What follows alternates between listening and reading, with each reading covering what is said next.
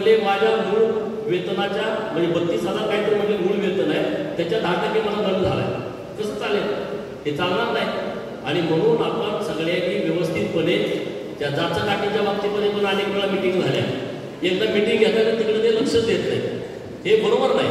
आणि म्हणून त्या माननीय मंत्री महोदयांना आम्ही जाऊन भेटणार आहे की 3 वेळा बैठका झाल्या, त्या बैठकामधून काहीच आउटपुट निघालं नाही.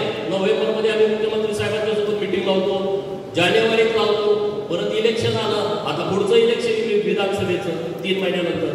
हे काय जे घडलं ते या अधिवेशनाच्या काळामध्ये घडलं पाहिजे. त्यासाठी तुम्ही सगळे सतर्क राहा, तुम्ही सगळे एकजूट राहा. आपलं काय जर ठरलं संघटनेच्या वतीनं तर तुम्ही त्याबरोबर आलं पाहिजे ना. नाहीतर तुम्ही जर नाही आला आम्ही तुम्हाला काय उपयोग होणार नाही. आम्ही तुमच्यापासून सपोर्टर म्हणून आहोत. आम्ही तुमचं कुठलंही अहित करण्यासाठी कुठली भूमिका घेणार नाही. ज्यामध्ये तुमचं हित होईल अशीच भूमिका आम्ही घेऊ. आणि त्यामुळं जर संघटनेच्या वतीनं आम्ही ठरवू व्यवस्थितपणे की आपल्याला पुढं कशा पद्धतीनं जायचं. सदाभाऊनी एक विषय तुम्हाला मांडला की बाबा आपल्याला इशारा सम करता येतो, ह्याच्यावर आपण बसून ठरवू. जर ठरलं तर ते ताकदीनं तशा पद्धतीचा मेसेज सरकारला गेला पाहिजे. नाहीतर आम्ही बोलायचो एक व्हायचं दुसरं, त्यात नुकसान तुमचं होईल, नुकसान आमचं अजिबात होणार नाही. आम्ही काय अशीच माणसं आहोत, या गावात त्या गावात त्या गावात त्यावर आम्हाला रोज काहीतरी नवीन विषय आहे, आम्ही ते विषय करत जातो. सरकारकडून न्याय मिळवून देत राहतो लोकांच्या बरोबर, हे विषय चालू राहतात. पण एसटी कर्मचाऱ्यांच्या बाबतीमध्ये काही ना काही ठोस व्हायलाच पाहिजे. आता नुसतं महामेळावे, नुसती अधिवेशनं असलं काही नको आहे. आपल्याला काहीतरी रिझल्ट आला पाहिजे. आणि माननीय मुख्यमंत्री महोदय आणि उपमुख्यमंत्री महोदय यांना घेऊन आपण महामेळावा घेऊ. त्यांची तारीख घेतो, माननीय एकनाथ शिंदे साहेब आणि देवेंद्र फडणवीस साहेब यांना घेऊन आपण एक महामेळावा घेऊ की ज्या महामेळाव्यामध्ये आम्हाला रिझल्टच आला पाहिजे काहीतरी. तर महामेळावा घेऊ. तुम्ही जे वर्गणी काढा, एसट्या करा, बॅनरचे लावा, या इकडं त्याचा काही उपयोग नाही. ते 40 वर्ष सुरूच होतं ना. ते 40 वर्ष जे सुरू होतं त्याने सांगितलं 2002 पासून करारच झाला नाही. 2008चा करार झाला, त्यामध्ये त्रुटी राहिल्या, त्या त्रुटी करायला 2012 साल आला असं त्यांनी भाषणात सांगितलं. 2012 नंतर 2016ला करार झाला. 16 नंतर जो 20ला व्हायचा होता तो झाला नाही. 31 मार्च 24ला व्हायचा. अरे कोणाचं लक्षच नाही तुमच्याकडं, कुणी बघत नाही तिथं. आम्ही दोघं आपण लोक जरा जिवंत आहे असं तर वाटतं, वाटतंय नाही. ते तुमच्याला जे मान्यताप्राप्त संघटना होतं ती चोरासारखी येते, ती सुद्धा मागल्या संघटना, त्याला मी काही कळलं.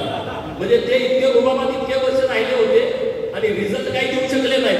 त्यामुळे आता सगळ्या कर्मचाऱ्यांच्या पुढे ती उघडी पडली आहे संघटना. त्यांना आता तुमचं काही पडलेलं नाही. संघटनेची जी प्रॉपर्टी आहे ती कशी वाटून घ्यायची, कशा पद्धतीने करायचं, ह्या ते काळजी लोक आहेत. त्यांना तुमचं काही पडलेलं नाही. कुठं लोणावळ्यात काय आहे, संभाजीनगरला काय आहे, पुन्हा मला काय माहित नाही. पण असं मला काही लोक येऊन भेटले की ती त्या काळजी लोक आहेत. आणि डेपोचे 2-4 माणसं तिथं थांबलेत का नाही, त्या असे पोटी थांबलेत, त्यातलं काहीतरी आपल्याला मिळेल, आपण कामगार संघटनेत राहूया. त्यासाठी ती तिथे लोक थांबलेत. त्यांनाही माहित आहे की आपल्या संघटनेकडून एसटी कर्मचाऱ्याच्या हिताचं काही होणार नाही, कारण त्याला फेस नाही राहिला. त्यांनी ज्या पद्धतीनं सेटलमेंट पहिल्यापासून केलेले आहे, तर करत आलेली लोक आहेत, त्यांना कुठलंही तोंड राहिलं नाही की एसटी कर्मचाऱ्यांच्या बाजूनं बोलावं. ते मिंदे मित्र ती लोक.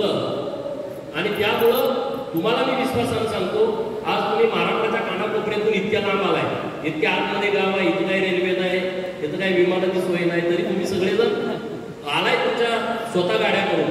ज्या विश्वासानं तुम्ही आमच्यावर इकडे आलेला आहात, ज्या आशेनं तुम्ही आलाय, तुमच्या विश्वासाला आम्ही लोक तणा जाऊ देणार नाही. जी स्वप्न तुम्ही मुली बांधून आलाय की राज्य सरकारच्या कर्मचाऱ्यासारखं आम्हाला काहीतरी मिळालंच पाहिजे, हे जे तुमचं स्वप्न आहे त्या स्वप्नाला पूर्ण आकार देणं, ते स्वप्न पूर्ण करणं ही सदाभाऊ आणि माझी जबाबदारी आहे.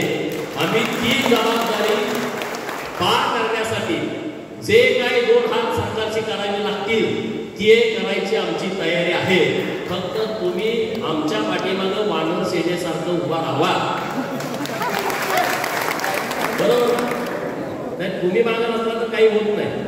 कारण बऱ्याच वेळा मी ते खाजगी बोलतो, ओपन बोलायला नको. त्यामुळे इथून पुढच्या काळात आपण सगळेजण ताकदीनं जाऊ.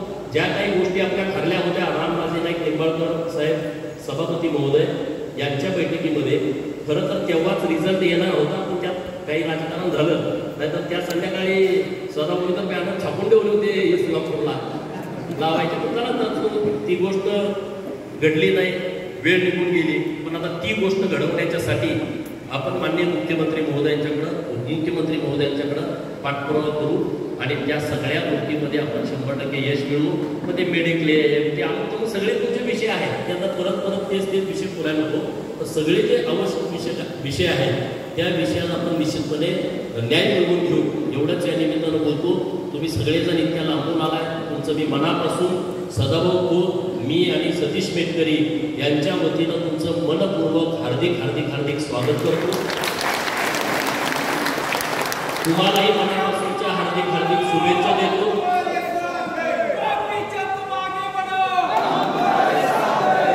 कुणीतरी पुढं व्हावं लागतं.